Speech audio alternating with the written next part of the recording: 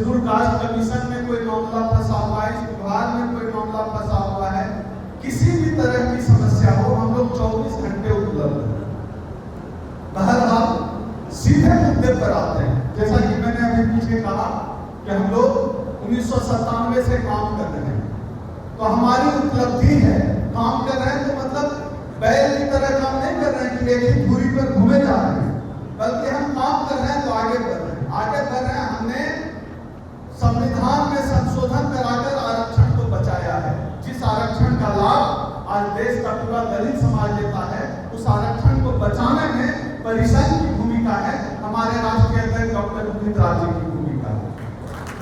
और ये कोई एक उपलब्धि नहीं है, बल्कि आपको याद होगा जब अन्ना हजारे जी का चल रहा था लोकपाल बिल का आंदोलन, उस लोकपाल बिल में आरक्षण नहीं था, तो हमारे राष्ट्रीय अध्यक्ष जी राष्ट्रपति से मिले और लोकपाल को कराया बहुजन लोकपाल, यानी लोकपाल में भी आरक्षण होगा। यह क्रेडिट जाता है हमारे परिषद को, हमारे राष्ट्रीय अध्यक्ष। हम लोग कॉलेजियम सिस्टम पे बात करते हैं, जुडिशियरी में जातिवाद की बात करते हैं, जुडिशियरी में बेईमानी की बात करते हैं, लेकिन उसके खिलाफ बोलने की हिम्मत कौन किया है? इसको पता है कौन किया है बोलने की हिम्मत?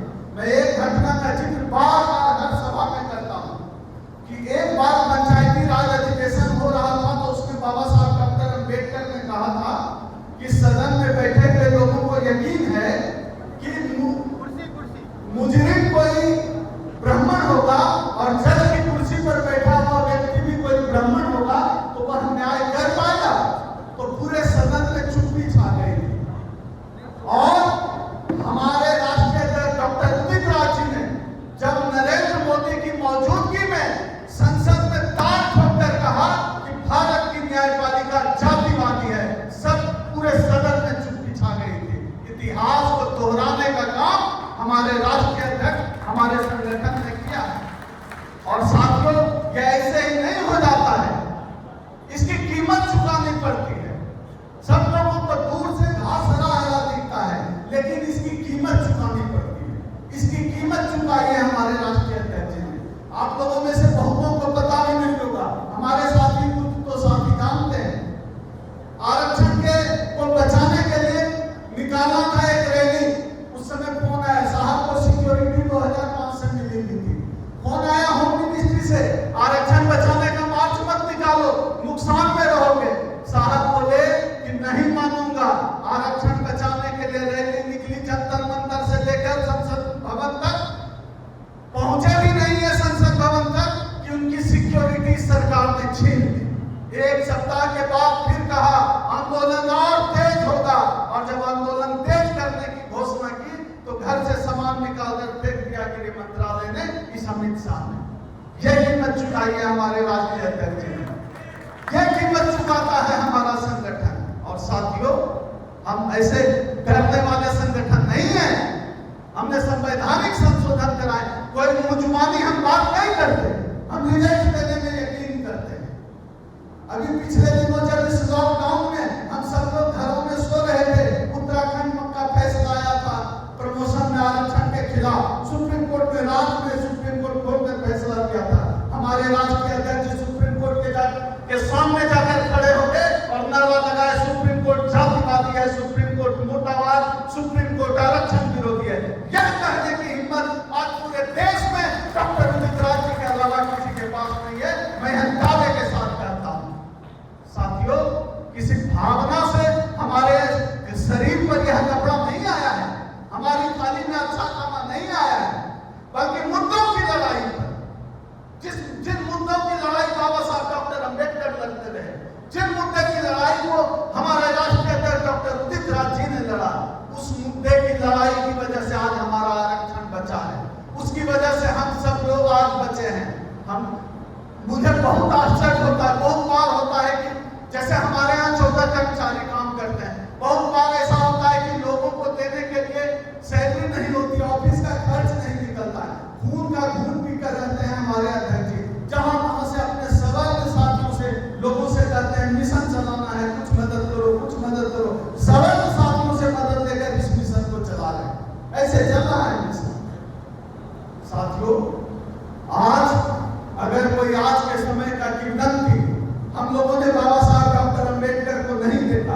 लेकिन सही मायनों में जो जिन्होंने हमारे समाज के लिए संघर्ष किया है वो आज हमारे साथ हैं, हम सबों के बीच हैं, हम सबों के लिए गर्व का विषय है। और हम सबको आज के दौर में जब यह सरकार पूरे देश में मनुवाद को लागू करने पर उतारू हो गई है, ऐसे समय में हम सबको उनके साथ तन कर खड़ा होना होगा।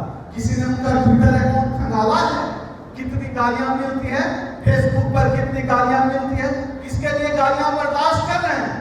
इसी समाज के लिए। तो समाज को भी यह समझना होगा, एक तरफ हमारे बीच के वो लोग हैं जो भावनात्मक मुद्दों पर बात करते हैं, एक तरफ हमारे नेता हैं जो सिर्फ मुद्दों की बात करते हैं। अभी हाल में जो संसद भवन बनकर लगभग तैयार है, उसका इनॉग्रेशन होना है। अब उसका नाम ये लोग गोलवलकर के नाम पर रखना चाहते हैं, ऐसी चर्चा है, हम लोगों ने सुना है ऐसा। अब गोलवलकर वो आदमी है जो कहता था कि अंग्रेजों की गुलामी बेहतर है, कि अगर कोई दलित पिछड़ा इस देश का शासक बने उससे बेहतर है कि हम अंग्रेजों के गुलाम हैं। ऐसे व्यक्ति के नाम पर इस संसद का नाम रखा जा सकता है, ऐसी संभावना है। हमारे राष्ट्रीय अध्यक्ष ने 2 साल पहले कहा कि अगर इस देश की संसद का नाम बाबा साहब के नाम पर नहीं हुआ तो इस देश के दलितों के लिए चुल्लू भर पानी में डूब मरने की बात होगी। 2 साल पहले उन्होंने संसद मार्च किया, गिरफ्तारी हुई थी और आज तक वो आंदोलन जिंदा है। इस आंदोलन का यह पर्ची आप लोगों के पास पहुंच चुका है, इस आंदोलन का पर्ची। और साथियों, बहुत सारे लोग हैं सरकारी कर्मचारी, आप सहयोग नहीं कर पाते हैं, सीधे आप सड़क पर नहीं उतर पाते। मेरे ऊपर 2 दर्जन केस है, 2 दर्जन मुकदमा। एक आखिरी मुकदमा आपके भोपाल में MP नगर थाने में हुआ है मेरे ऊपर, अखिल भारतीय ब्राह्मण महासभा ने किया है। बहुत सारे साथी जानते हैं, लड़ने के लिए हम लोग हैं। हमारे राष्ट्रीय अध्यक्ष जी कहते हैं हमारे लोग अगर इस मिशन के लिए अपना पसीना बहाएंगे तो मैं अपना खून बहाने के लिए तैयार। लेकिन यह समाज अपना पसीना बहाने के लिए तैयार हो जाए। जो लोग सड़क पर नहीं उतर सकते हैं, सहयोग करिए, बहुत सारे रास्ते हैं। सोशल मीडिया पर आ जाइए ना, ट्विटर पे आइए, फेसबुक पर आइए। अब लड़ाई किसी जंग के मैदान में कुरुक्षेत्र में नहीं लड़ी जा रही है, मोबाइल पे लड़ाई लड़ी जा रही है। ट्विटर पे अकाउंट खोलिए, फेसबुक पर अकाउंट खोलिए, वीडियो बनाकर अपलोड कीजिए।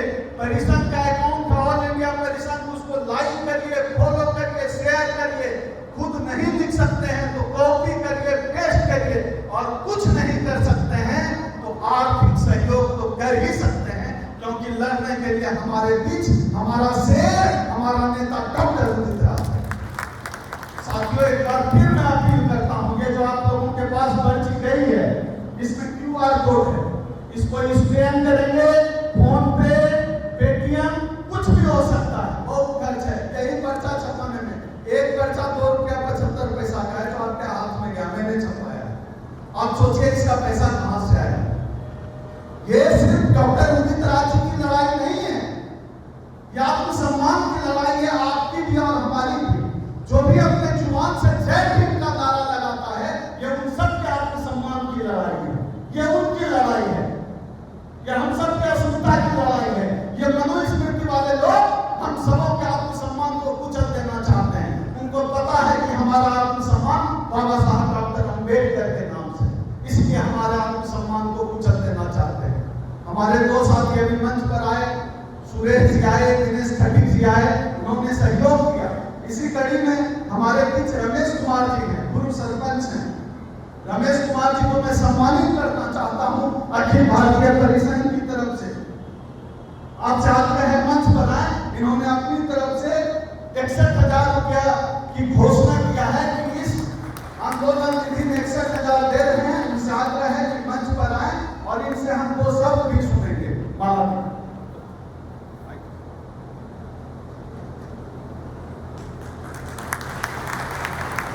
खूब जम के ताली बजाइए। ऐसे ही लोगों की वजह से आज हमारा मिशन चल रहा है, हमारा आंदोलन चल रहा है, नहीं तो कब का ये मिशन और आंदोलन खत्म हो गया होगा। रमेश जी को सब काफी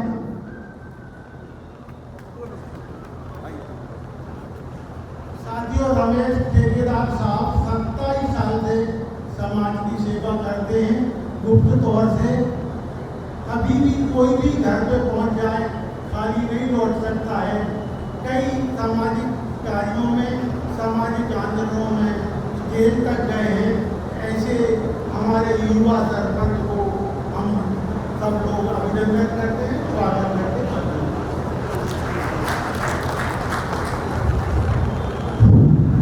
आदरणीय मंच, मैं सबसे अनुरोध करूँगा कि सबसे पहले हमारे बाबा साहब अम्बेडकर के नाम से एक जयकारा तो होना चाहिए, जो सुनने को हम तरस गए।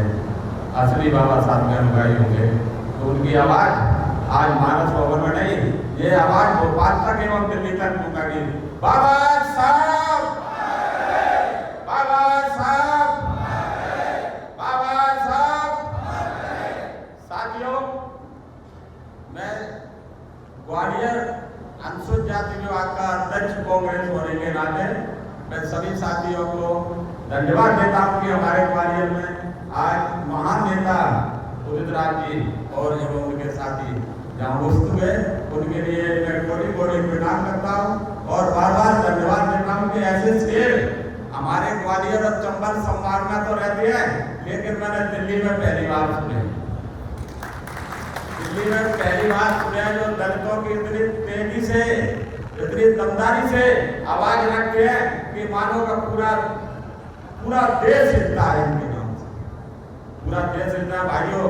और मैं ये भी कहना चाहूंगा कि ये संगठन केवल नाम का ना रहे, कुल चाहे 4 लोग होए, लेकिन हो ऐसे बाबा साहब जैसे, ऐसे लोग ना होए जो नाम के नाम से, पैसे के नाम से, किसी परेशानी के नाम से आज लोग छुप के और अपने घर बैठ जाते हैं।